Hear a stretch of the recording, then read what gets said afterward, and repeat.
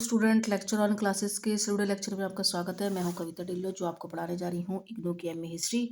और MA history का आपका सेकेंड ईयर का सब्जेक्ट है एमएचआई 103, जिसके लिए मैंने आपके लिए प्लेलिस्ट तैयार की है। उसका जो लास्ट के 3 टॉपिक बचे हैं उसमें से है एक Cambridge school. Right, Cambridge school का जो मैंने आपको आंसर बिल्कुल डिटेल में यहाँ पर दे देती हूँ, बिकॉज बोर्ड में एक्सप्लेन करना इसको थोड़ा डिफिकल्ट होगा। आपको आंसर भी चाहिए तो बिल्कुल सिंपल लैंग्वेज में ये आंसर मैंने आपके लिए तैयार किया है। राइट, टाइम वेस्ट ना करते हुए स्टार्ट करते हैं। What is Cambridge school? Cambridge school और इतिहास लेखन के बीच में क्या है, क्या कनेक्टेड है? तो मैं आपको बताना चाहूँगी कि मैंने आपको पहले भी समझाया है कि इतिहास लेखन क्या होता है। इतिहास लेखन का मतलब होता है कि जो पश्चिम में कुछ लोग थे, उनका ग्रुप था, तो उन्होंने उनके दिमाग में जो विचारधारा आती है वो इतिहासकार थे। राइट, वो लिखते थे, हिस्ट्री के बारे में लिखते थे, बुक्स लिखते थे। तो कुछ लोगों का ग्रुप था जिन्होंने इस तरफ विचार किया कि जब उस समय पश्चिम में फ्रेंच रेवोल्यूशन चल रहा था तो उन्होंने देखा कि एरिस्टोक्रेसी वाले जो लोग होते हैं, अभिजात वर्ग के जो लोग होते हैं, वो लोग क्या करते थे, सिर्फ अपने ही साथ सत्ता का हासिल करने की होड़ उनके दिमाग में लगी रहती थी। तो कैम्ब्रिज स्कूल, सबाल्टन स्कूल, अनाल स्कूल, पर्यावरण स्कूल, ये सब क्या है, एक सोच है। राइट, ये ऐसा नहीं है कि एक स्कूल बना दिया और वो स्कूल है, स्कूल नहीं है। वो एक तरह के इतिहासकारों की सोच होती है, एक विचारधारा होती है, और उसी विचारधारा को उस नाम से, जो भी वो उसका नाम करते हैं, रखते हैं, उस नाम से वो जानी जाती हैं। तो ऐसे ही आपका सबाल्टन स्कूल है, अनाल स्कूल है, उसी में आपका आ जाता है कैम्ब्रिज स्कूल। कैम्ब्रिज स्कूल 1960 के दशक में इंग्लैंड में कुछ इतिहासकारों का ग्रुप था, तो उन्होंने वहाँ पर जब फ्रेंच रेवोल्यूशन के बारे में देखा, एरिस्टोक्रेसी देखा, और जब वहाँ का राजनीतिक स्तर देखा, तो उन्होंने सोचा कि ये सब लोग, मतलब जो गरीब लोग होते हैं उनको इम्प्रूव करने की, डेवलपमेंट करने की सिर्फ बातें करते हैं, रियलिटी में ये सत्ता की भूख है। तो ये सोच जो थी, कैम्ब्रिज में वो रहते थे, इसीलिए उन्होंने उस स्कूल का नाम दे दिया, उस इतिहास लेखन का नाम दे दिया Cambridge school. Right, I hope आपको ये समझ आ गया होगा, बिल्कुल सिंपल लैंग्वेज में है। उसके बाद क्या हुआ कि इंग्लैंड में कैम्ब्रिज में एक इतिहासकारों का समूह था जिन्हें कैम्ब्रिज स्कूल की संज्ञा दी गई थी। इन समूह ने इतिहासकारों के विचार बिल्कुल अलग थे, यानी दूसरे इतिहासकारों से इनकी जो सोच थी वो बिल्कुल अलग थी। इसलिए इनकी आलोचना, यानी कि इनको क्रिटिसाइज किया जाता था कि ये किस तरीके की सोच लेकर आए हैं, क्योंकि बिकॉज अमीर लोग थे, उनके बारे में अगर वो कुछ वैसे बोलेंगे, नेगेटिव लेंगे, तो ऑब्वियसली वो लोग उनका विरोध करेंगे। राइट, तो 1960 के दशक में इतिहास लेखन में 2 स्कूल उभरे थे। एक तो मार्क्सवादी विचारधारा वाला, राइट, और दूसरा था आपका पश्चिम अभिजात वर्ग, एरिस्टोक्रेसी जो थे, उनका एक सिद्धांत था। राइट, तो 1973 में इतिहासकारों का कैम्ब्रिज स्कूल उन विचारकों के समूह से उभरा। राइट, तो जो इतिहासकार थे उन्होंने एक सोच बनाई जिसमें उन्होंने अभिजात के सिद्धांत की वकालत की, जिन्होंने पश्चिम के अभिजातीय सिद्धांतों की वकालत की कि जो एरिस्टोक्रेसी थी वो क्या सोचते थे। तो उसकी वजह से क्या हुआ कि पश्चिम के अभिजात वर्ग के सिद्धांतों और जो मार्क्सवादी लोग थे उनके बीच में बहस हुई और उसमें 3 सवाल खड़े किए उन्होंने। क्योंकि बिकॉज आपको मार्क्सवादी पता होगा कि मार्क्सवादी ने कहा था कि जो निम्न वर्ग के लोग हैं, जो मजदूर हैं और एरिस्टोक्रेसी हैं, इन दोनों के बीच में क्या होएगा, संघर्ष होएगा। ये मार्क्सवादी सिद्धांत था, और जिससे आपका लोकतंत्र की स्थापना होगी, ये मार्क्सवादी का सिद्धांत था। राइट, तो इन्होंने क्या कहा, और जो ये थे कैम्ब्रिज स्कूल वाले थे, इन दोनों तीनों के बीच में इन्होंने एक प्रश्न किया। सबसे पहला था कि राजनीति को किसने आगे बढ़ाया, उपमहाद्वीप में राजनीतिक परिवर्तन का अध्ययन किया जाना था, क्या यह समग्र राष्ट्रीय या क्षेत्र है।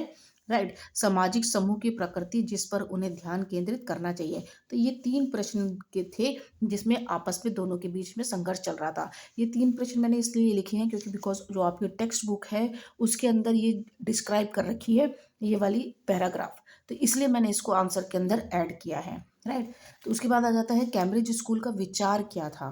कैम्ब्रिज स्कूल का विचार था कि उनका दावा था कि सत्ता की चाहत में कुछ लोग अपने लक्ष्य को पाने के लिए कुछ भी कर सकते हैं।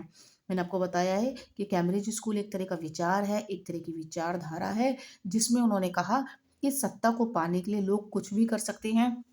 गरीबों का साथ देने के लिए थोड़े टाइम के लिए चले जाते हैं, लेकिन आखिर में उनकी क्या होती है, एक सत्ता की भूख होती है, राइट। और यही सत्ता की भूख भारतीय इतिहास में भी कारों ने भी दिखाई, राइट। भारत के जो इतिहासकार थे उन्होंने भी ये चीज़ को पॉइंट नोट किया है।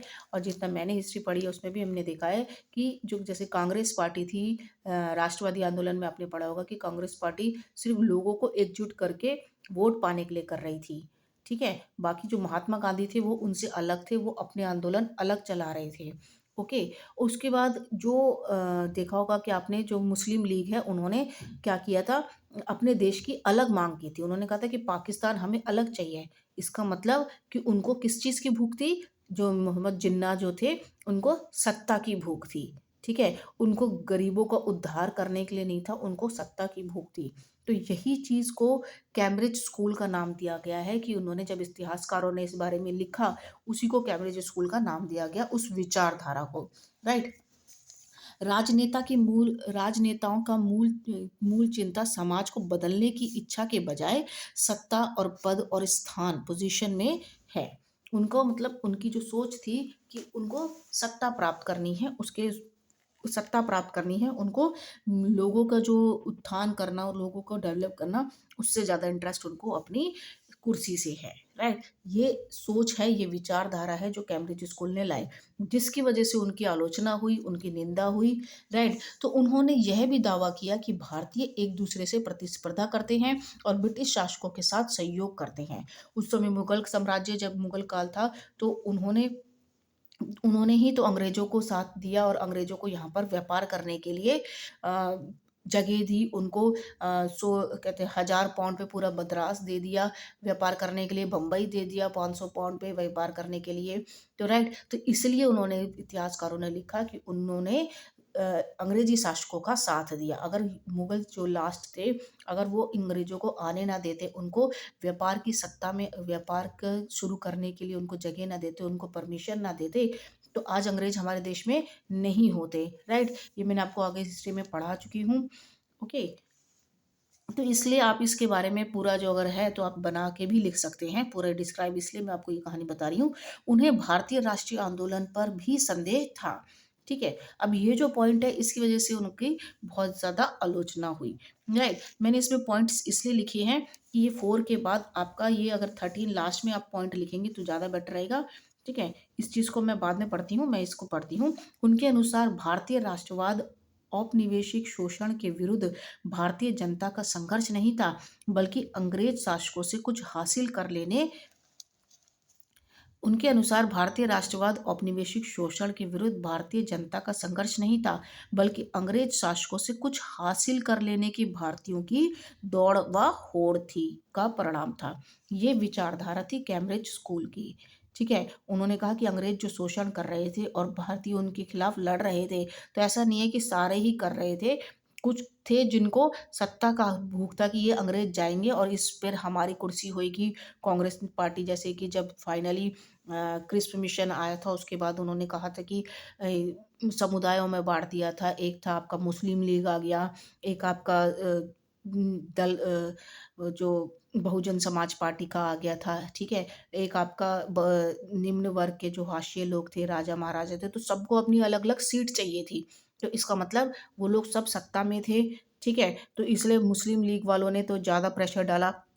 गांधी जी ने अंबेडकर जी को तो रोक दिया था, बट इनको नहीं रोक पाए थे मुस्लिम लीग वालों को, इसलिए उन्होंने अपने लिए अलग देश का मांग की थी, ठीक है। तो उसी चीज को ये बोल रहा है कि भारतीयों की दौड़ व होड़ व परिणाम था कि जनता अपने बल्कि शासकों से कुछ हासिल कर लेने के लिए उन्होंने किया था, राइट। मैं भी आपको ये वाला पैराग्राफ डिस्क्राइब करती हूँ क्योंकि बिकॉज ये आपका इंग्लैंड का ही है, ओके। उसके बाद 6 नंबर पे आप लिखेंगे कि उनका उनका यह भी मानना था कि राष्ट्रीय आंदोलन के नेता बड़े आदर्शों से प्रेरित नहीं थे, बल्कि सत्ता और भौतिक उपलब्धि उनका मुख्य उद्देश्य था, राइट। आपको समझ आ रहा होगा, बिल्कुल सिंपल लैंग्वेज में है। इतिहास लेखन की इस स्कूल की कई इतिहासकारकों ने आलोचना की। अब ऑब्वियसली जब वो ऐसे बोलेंगे कि राष्ट्रीय आंदोलन इस तरीके से, ऐसा नहीं है। कुछ लोगों ने, जितने भी हमारे देश के जो नेता हैं, सावरकर है, सुभाष चंद्र बोस हैं, अ, जो रामदेव है, ये इन सब चीज़ों ने जो है लड़ाई की उन्होंने और देश के लिए, हमारे लिए, आज़ादी के लिए अपनी जान दी। तो ऐसा नहीं है कि सभी थे, कुछ थे जिनको सत्ता का लालच था। तो इसलिए इसके लिए इनकी आलोचना की गई थी। ठीक है? भारतीय राष्ट्रीयवाद की कैम्ब्रिज स्कूल की व्याख्या भले ही जितनी तीक्ष्ण और प्रशिक्षित हो, यह समुदाय और राष्ट्र की भावनाओं और विचारों का विश्लेषण करने में असमर्थ रहे। यानी कि उन्होंने जो बोला वो डिस्क्राइब तो किया, बट लेकिन एग्जैक्टली डिस्क्राइब नहीं किया। इसी वजह से उनकी आलोचना की गई थी। ठीक है? जिसके कारण मार्क्सवादी, उदारवादी और सबाल्टनिस्ट ने जैसे विभिन्न रुझानों के इतिहासकारों ने कैम्ब्रिज स्कूल के संदेहवादी विचारों की आलोचना की। राइट? आई होप आपको समझ आ रहा होगा। ठीक है, बिल्कुल सिंपल लैंग्वेज में है। तपन राय चौधरी द्वारा ऐतिहासिक जर्नल 1979 में, तपन राय चौधरी ये भी इतिहासकार थे। उन्होंने भारतीय राष्ट्रवाद पशु राजनीति के रूप में, क्योंकि उन्होंने जो ये कैम्ब्रिज स्कूल के जितने इतिहासकार थे, अभी मैंने पिछले इसके आगे के पॉइंट्स में बताऊंगी, कि उन्होंने कहा कि जो राष्ट्रवाद की जो भावना थी वो पशु राजनीति थी, यानी कि जो पॉलिटिक्स वो चला रहे थे वो बिल्कुल वो पशु राजनीति का नाम उसने उनको दिया शीर्षक, और शीर्षक से एक लेख लिखा जिस उनके विचार में कैम्ब्रिज ने अपमान की व्याख्या की भावना और सांस्कृतिक आत्मपुष्टि की आवश्यकता पर ध्यान नहीं दिया। अब उन्होंने जो लिख दिया, लेकिन उन्होंने ये नहीं देखा कि इस अपमान वाली जो वर्डिंग वो कर रहे हैं उससे क्या होगा। राइट? तपन राय चौधरी ने ये अपने लेख में लिखा। ओके, नेक्स्ट आगे बढ़ते हैं। 1982 में इतिहास को देखने परखने के एक और नज़रिए की तरफ लोगों का ध्यान आकृष्ट हुआ। मतलब इतिहास को जब उन्होंने, इतिहासकारों ने ये लिखा, तो एक और नज़रिया आ गया। इसे सबल्टनिस्ट स्टडीज़, जो सबल्टन थे, स्टडीज़ का नाम दिया। इसने इसमें इसने कैम्ब्रिज स्कूल की आलोचना की। जो सबल्टन स्टडीज़ है उन्होंने भी कैम्ब्रिज स्कूल की आलोचना की, लेकिन कुछ मामलों में दोनों में समानता थी। ठीक है? केस में कैम्ब्रिज स्कूल स्टडीज में और कैम्ब्रिज में और सबल्टनिस्ट में। तो सबल्टनिस्ट भी जो कहते हैं कि राजनीतिक में वर्ग विभाजन के महत्व से इनकार करते हैं और वर्ग संबंधों की अपेक्षा सत्ता संबंधों को महत्व प्रदान करते हैं। यानी कि जो जैसे कहते हैं कि हमारा किसान वर्ग है, फिर अभिजात वर्ग है, कुलीन वर्ग है, तो उससे ज़्यादा सत्ता का जो संबंध था, जैसे एक नेता दूसरे नेता के साथ दूसरी पार्टी का जो पार्टी का था, जैसे कि जो बहुजन समाज पार्टी है, इस तरीके का। तो जो दो पार्टियां थे उनको सत्ता का उनके बीच में संबंध था। बाकी जो विभाजन, वर्ग विभाजन है वो तो था ही, लेकिन सत्ता के लिए भी था। तो इस सोच में सबल्टनिस को और कैम्ब्रिज स्कूल को थोड़ा कहा है कि इनमें ये समानता थी। तो कैम्ब्रिज स्कूल के इतिहासकार भी सत्ता के संबंधों को अधिक महत्व देने के विचार प्रकट करते हैं। तो कैम्ब्रिज स्कूल का जो मेन मोटिव था, उन्होंने कहा था कि सत्ता के संबंध में इनके विचार उभरे हैं। ठीक है, अब हम वाला पॉइंट पढ़ते हैं जो मैंने पीछे छोड़ दिया है। राइट? तो इसमें लिखा है मैंने कि लोकेलिटी प्रोविंस नेशनल की प्रस्तावना में अनिल सील ने कहा कि आंदोलन उन्हें एक जज्जर गठबंधन लगा और इसकी शक्ति खोखली दिखाई देती है।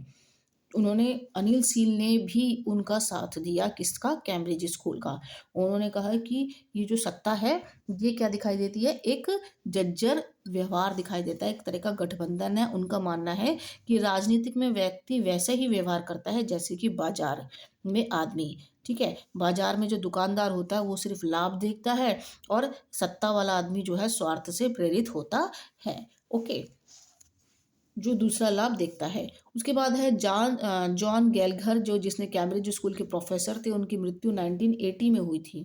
ठीक है? तो उनकी याद में अंतिम संग्रह जो किया था, दैट इज कैम्ब्रिज स्कूल के अंतिम सामूहिक वक्तव्य जो थे Christopher Baker, Gordon Johnson and Anil Seal द्वारा लिखित power of and the politics change in the 20th century में उन्होंने जो लिखे हैं, जो लास्ट में जो उन्होंने नोट्स लिखे थे, उसी को उनका अंतिम संग्रह माना जाता है, यानी कि उनका अंतिम लेख माना जाता है।